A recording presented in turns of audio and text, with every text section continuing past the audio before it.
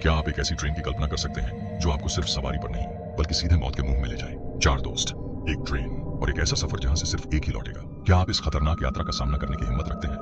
अक्टूबर की ठंडी हवा सुनसान सड़कों पर गूंज रही थी और 4 दोस्त एक पुराने परित्यक्त मनोरंजन पार्क के बाहर खड़े थे। फाटक के ऊपर एक पुराना बोर्ड टंगा था जिस पर लिखा था house of horrors, train ride to hell. क्या हम सच में ऐसा करने जा रहे हैं? सारा ने ठंड से कांपते हुए पूछा। उसकी सांसें हवा में साफ दिखाई दे रही थी। क्यों नहीं, ये बस एक बेकार पुरानी सवारी है ना? जैक ने अपनी घबराहट छिपाने की कोशिश करते हुए कहा। उन्होंने कई कहानियां सुनी थी, लोग इसमें गए लेकिन कभी वापस नहीं लौटे, पर वो सब बस अफवाहें थी। या शायद नहीं, उन्हें इस विशेष ट्रेन राइड के लिए एक निमंत्रण मिला था जो साल में केवल एक बार आधी रात को चालू होती है। कोई नहीं जानता था कि इसे कौन चलाता है, लेकिन निषिद्ध का आकर्षण उन्हें यहाँ खींच लाया था। जैसे ही वे फाटक के पास पहुंचे, वो अपने आप जन्मराते हुए खुल गया। अंदर एक पुरानी ट्रेन खड़ी थी, जैसे किसी भूतिया युग की निशानी।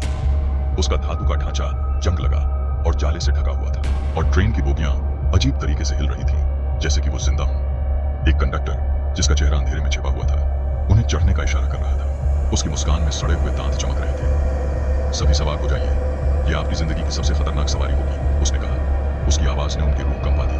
वे बैठ गए और ट्रेन झटके के साथ चली। पटरियों पर लोहे के पहियों की आवाज ने सुरंग में एक डरावना गूंज पैदा कर दिया।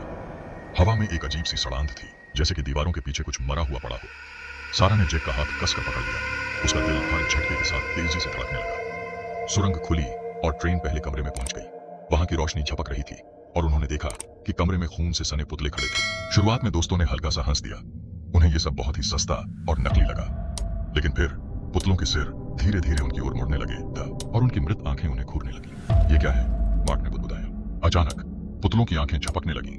अब वे असली आंखें थीं जो उनकी आत्मा के अंदर झांक रही थीं। एक एक करके पुतलों ने उनके नाम फुसफुसाने शुरू कर दिए। सारा, जैक, मार्क, एना। अब हंसी बंद हो चुकी थी। ट्रेन झटके से आगे बढ़ी और उन्हें हाउस ऑफ हॉरर्स के और गहरे हिस्सों में ले गई। सुरंग सिकुड़ने लगी, जैसे दीवारें उन्हें निगलने वाली। हवा भारी और दम घोंटने वाली लग रही थी। अगला कमरा दर्पणों से भरा हुआ था। हजारों प्रतिबिंब हर दिशा में उछल रहे थे, लेकिन कुछ अजीब था। कुछ प्रतिबिंब उनके नहीं थे। दर्पणों के पीछे कुछ भूतियां आकृतियां खड़ी थीं। उनके चेहरे दर्द से विकृत थे, मुंह बिना आवाज के चीख रहे थे। क्या तुम भी ये देख रही हो? एना ने डरते हुए फुसफुसाया। अचानक रोशनी झपकी और भूतियां आकृतियां गायब हो गई।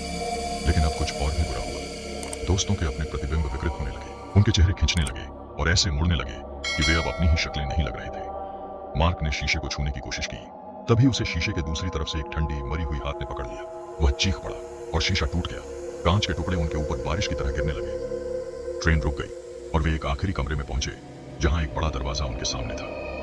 लकड़ी पर एक शब्द उकेरा हुआ था, न्यायालय। मुझे ये जगह बिल्कुल अच्छी नहीं लग रही है, हमें यहाँ से निकलना चाहिए, जैक घबराते हुए बोला। दरवाजा चरमराया और धीरे धीरे खुल गया। अंदर एक पुराना कोर्ट रूम था जहाँ एक सड़ा गला जज बैठा था। उसकी मुस्कान खौफनाक थी, जैसे उसकी जिंदगी अब बहुत पहले ही खत्म हो चुकी है। तुम लोग बहुत दूर आ गए हो, लेकिन तुम में से सिर्फ एक ही बाहर जा सकता है। इसका क्या मतलब है? सारा ने पीछे हटते हुए पूछा। जज ने अपनी बुरी तरह से हड्डी जैसी उंगली उठाई। तुम में से सिर्फ एक को बुलाया गया था, बाकी तो बस गिनती पूरी करने के लिए। दोस्त एक दूसरे को देखने लगे और भय ने उन्हें जकड़ लिया। उन्हें सच्चाई का एहसास हुआ। यह ट्रेन राइड सिर्फ एक डरावनी सवारी नहीं थी, यह एक परीक्षा थी और इसमें असफल होने की कीमत थी मौत। घड़ी के 12 बजने तक फैसला करो कि कौन बचेगा और कौन यहाँ से कभी नहीं निकलेगा। जज ने, उसकी खाली आंखें एक खतरनाक रोशनी से चमक रही थी। दोस्त एक दूसरे के खिलाफ हो गए और डर उनके दिमाग पर हावी होने लगा। घड़ी की हर टिक टिक के साथ उनका धैर्य टूट रहा था, लेकिन जैसे ही घड़ी ने 12 बजाए, ट्रेन फिर से जोर जोर से चलने लगी। जमीन उनके नीचे हिलने लगी। जज जोर जोर से हंसने लगा और कमरा उनके चारों ओर गिरने लगा। आखिरी पल में सारा ने जैक को दरवाजे की ओर धक्का दिया और चिल्लाई, जाओ, खुद को बचाओ। लेकिन जैसे ही जैक दरवाजे से बाहर गिरा, ट्रेन अचानक रुक गई। पार्क में एक भयानक शांति थी। जैक ठंडी रात की हवा में अकेला खड़ा था। हाउस ऑफ हॉरर्स का फाटक अब उसके पीछे बंद हो चुका था। उसने पीछे मुड़कर देखा, हांफते हुए, उम्मीद करते हुए कि उसके दोस्त उसके साथ होंगे, लेकिन वहां कुछ भी नहीं था। उसकी जेब में बस एक छोटा काला कार्ड था जिस पर लिखा था, तुम बच गए, लेकिन वे कभी बाहर नहीं निकले। ट्रेन की सीटी दूर से गूंजी, जैसे याद दिला रही हो कि कुछ याद नहीं। कुछ हफ्तों बाद जैक अपने बुरे सपनों से त्रस्त होकर फिर से मनोरंजन पार्क लौटा, लेकिन हाउस ऑफ हॉरर्स गायब था। उसकी जगह पर अब एक खाली मैदान था जहां बस घास उग रही थी। न तो कोई ट्रेन थी, न जज, न उसके दोस्त, सिर्फ सन्नाटा। और कहीं दूर उसे अभी भी हल्की सी सीटी की आवाज सुनाई दी, जैसे कि मध्य रात्रि की ट्रेन अब भी अपने अगले यात्रियों का इंतजार कर रही हो। अगर आपको मध्य रात्रि की ट्रेन ने डराया, तो यक्षी की कहानी आपको और भी गहरे खौफ में डुबो देगी।